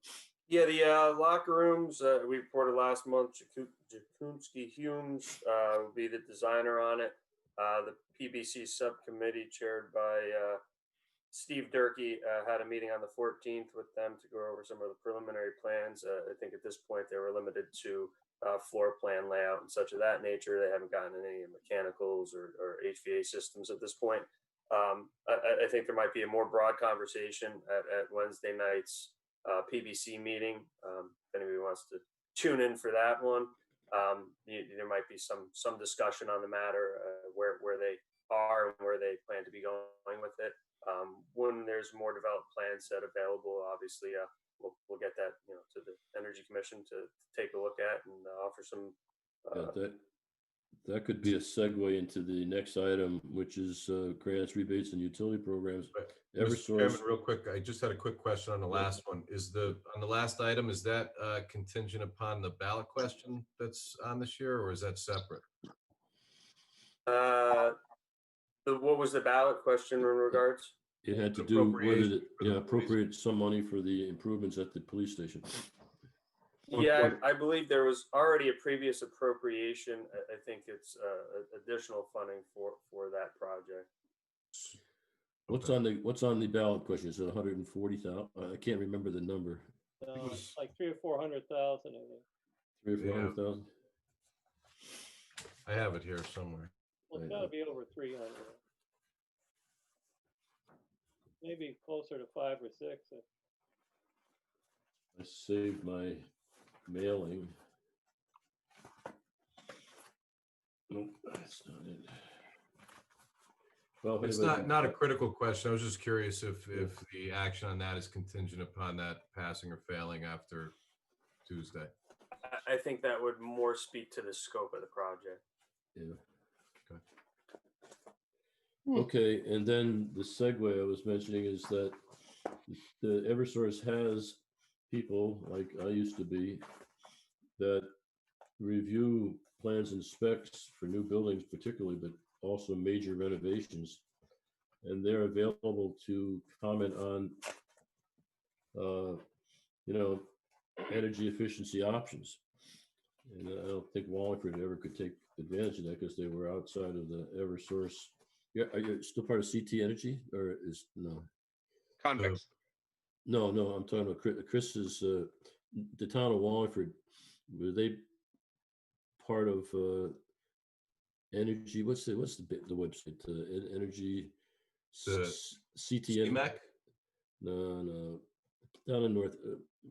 Walter Gajewski, you know that because you went to their website and got information on the HES program. Oh, they were allowed back when I served. They were the ratepayers weren't paying into that program, so they were ineligible. There might have been a change at some point in recent years after I had kind of stepped away that might have allowed some involvement in that or voluntary pay or something like that. I don't recall though. Yeah. Okay. So does that mean that they didn't get incentives and rebates, or for energy efficiency programs? For a while, I don't believe that they did because they weren't paying into the program, and so they couldn't avail themselves of the benefit. Right. But do you think now they might be?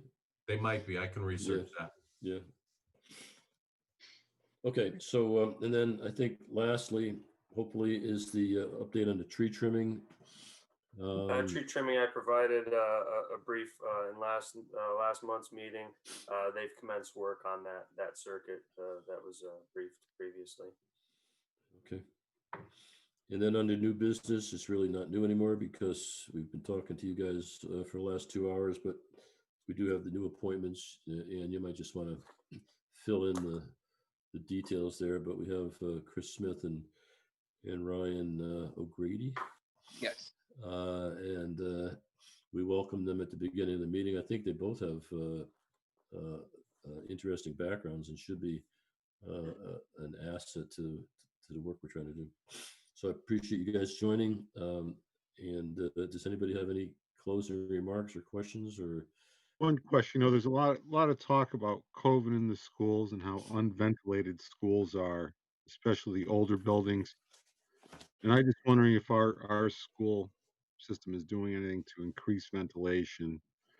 I don't know if they are or not, but well, that committee that was formed, and you know the name of it. That you probably know. It's the group of 13 people that are looking at School Modernization Committee. Yes, the SMC. That's one of the things that they were tackling is indoor air quality. I don't know. I mean, they disbanded for a while. Now they're back in business, and maybe Walt, you could touch base with them. I know that It's in the state, it's in the Peter, state building code now. I think it's like 1,400 cubic feet per foot per something mandated. So they have to Mhm. meet that, and it's a huge. If you don't have any way of capturing the exhaust gas heat, it's a huge energy consumer.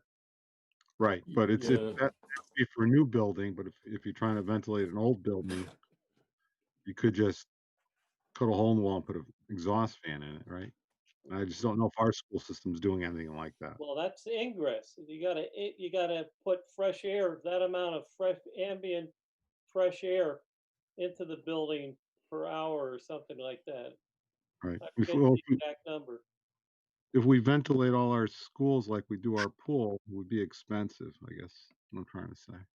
Yeah. yeah. I Well, mean, there's actually, a we don't even meet the minimum required at the pool, but because of its huge volume, you can get around that. Right. yeah. I was You're supposed to have 3 to 5 exchanges of air per hour in a building. I was going to say that when the school modernization committee just got underway, they conducted various surveys of people who use the schools, and they asked them what did they like and what did they not like about the current infrastructure. And I remember reading that was one of the things that a lot of people complained about is indoor air quality. So somebody must have written that down as an item to tackle, if you're ever going to build new schools. Now, I also read recently that the consultant is saying, you don't need new schools, but you should renovate schools. And if you're going to do any renovations, that's clearly one of the things that should be included, right? Because I know people who worked in the schools are always complaining about how unhealthy they are. Hearsay, I don't know whether they are or not, but some people feel like going to our public schools and spending all day there is a health hazard. I'm not saying I don't have any personal experience with it. I know I've been in lots of schools in the state because I do basketball games and I'm inside all the time. They all seem pretty much the same to me. I don't know for sure. But if somebody's complaining and has taken the time to write it down, then Walt, maybe you should talk to the chairperson of that committee and see if they're going to do anything about it. If that's one of the things that they're going to try to tackle. But anyway, thank you for bringing that up. We got to close the meeting. Is there any further discussion? If not, I'd like a motion to adjourn, please, So moved. from Walter, seconded by Chris. All right, you got his first official First on the business. record. All right. So anyway, no further discussions, and all in favor, say aye. Yeah. Aye. Okay. Thank you very much for joining. We'll see you at the end of November. Thanks, Okay. folks. Have us, Thank you. guys. Meet Thank you all. very much.